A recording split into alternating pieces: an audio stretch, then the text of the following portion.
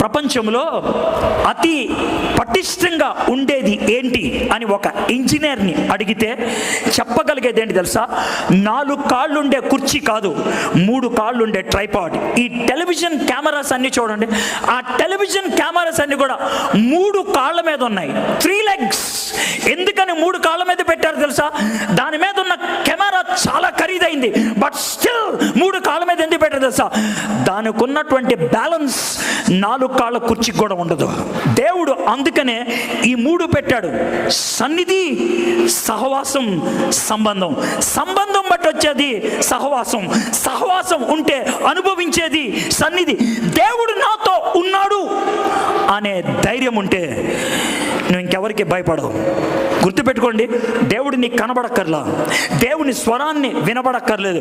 కానీ ఒకటి, it's a feeling, అదొక అనుభూతి, ఇట్స్ ఎన్ ఎక్స్పీరియన్స్.